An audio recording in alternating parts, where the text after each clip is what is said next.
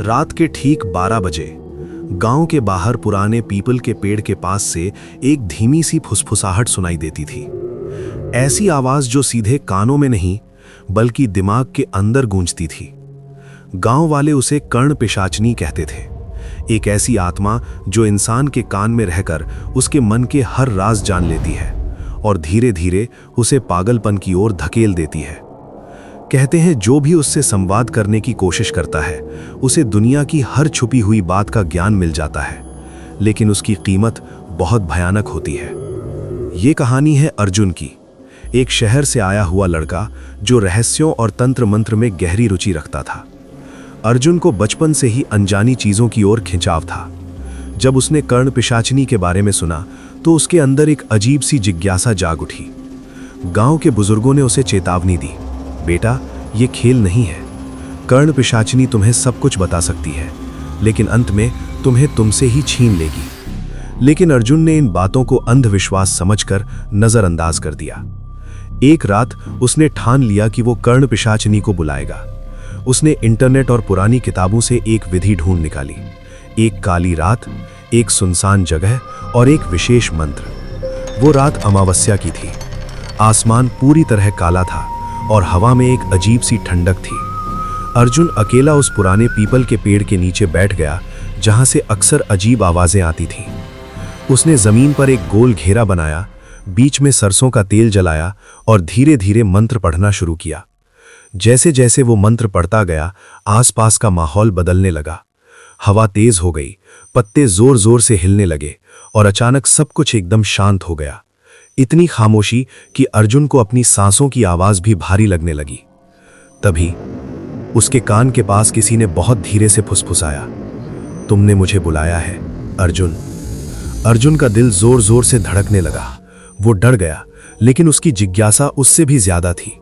उसने हिम्मत जुटाकर पूछा, कौन हो तुम? फिर वही आवाज आई, इस बार थोड़ी साफ, मैं हूं कर्ण पिशाचिनी, तुम्हारे मन की हर बात जानती हूं। अर्जुन के चेहरे पर एक अजीब सी मुस्कान आ गई। उसे लगा कि उसने सच में कुछ असाधारण कर दिखाया है। उसने तुरंत सवाल पूछना शुरू किया, मेरे भविष्य में क्या होगा? मैं अमीर बनूंगा या नहीं? कौन मुझसे धोखा करेगा? कर्ण पिशाचिनी हर सवाल का जवाब दे रही थी, सटीक, बिना रुके, जैसे उसे सब कुछ पहले से पता हो। अर्जुन हैरान था, उसे यकीन नहीं हो रहा था कि ये सब सच हो रहा है। धीरे धीरे वो उस आवाज का आदी होने लगा, लेकिन कुछ दिनों बाद चीजें बदलने लगी। अब वो आवाज सिर्फ रात में नहीं, दिन में भी आने लगी। जब वो अकेला होता तो कोई उसके कान में फुसफुसाता, तुम्हारा दोस्त तुम्हारे खिलाफ है, तुम्हारी माँ तुमसे कुछ छुपा रही है, सब तुम्हें धोखा देंगे। अर्जुन परेशान होने लगा। वो समझ नहीं पा रहा था कि क्या सच है और क्या झूठ। उसका भरोसा हर किसी से उछने लगा। उसने अपने दोस्तों से दूरी बना ली, परिवार से बात करना बंद कर दिया। उसे हर किसी पर शक होने लगा। एक रात वो सो रहा था कि अचानक उसकी नींद खुल गई। उसने महसूस किया कि कोई उसके बहुत पास खड़ा है। उसने धीरे से आंखें खोली और जो उसने देखा उससे उसका खून जम गया। उसके सामने एक औरत खड़ी थी, लंबे काले बाल, सफेद साड़ी और चेहरा पूरी तरह अंधेरे में छुपा हुआ, लेकिन उसकी आंखें वो चमक रही थीं, लाल, खून जैसी। वो औरत धीरे धीरे झुककर अर्जुन के कान के पास आई और फुसफुसाई, अब मैं तुम्हारे साथ हूं, हमेशा के लिए। अर्जुन चीखना चाहता था लेकिन उसकी आवाज नहीं निकल रही थी। उसका शरीर जैसे जाम हो गया था। वो बस उस डरावनी परछाई को देख सकता था। अगली सुबह अर्जुन पूरी तरह बदल चुका था। उसकी आंखों के नीचे काले घेरे थे, चेहरा पीला पड़ गया था और वो लगातार कुछ बड़बड़ा रहा था, जैसे किसी से बात कर रहा हो। गांव वालों ने देखा कि अर्जुन अब किसी से बात नहीं करता।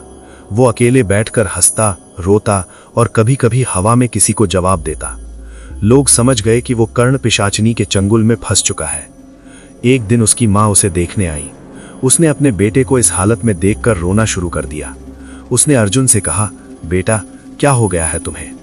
अर्जुन ने धीरे धीरे अपनी माँ की तरफ देखा और मुस्कुराया, लेकिन वो मुस्कान अर्जुन की नहीं थी, वो कुछ और था, कुछ डरावना। उसने अपनी माँ के कान के पास जाकर फुसफुसाया, माँ अब मैं अकेला नहीं हूं। उसकी माँ डर गई और पीछे हट गई। तभी अर्जुन जोर जोर से हंसने लगा, एक ऐसी हंसी जो इंसानी नहीं लग रही थी। कुछ दिनों बाद अर्जुन अचानक गायब हो गया। किसी को नहीं पता चला कि वो कहाँ गया। गांव वालों ने बहुत खोजा, लेकिन उसका कोई सुराग नहीं मिला। लेकिन उस दिन के बाद गांव में एक नई कहानी शुरू हो गई।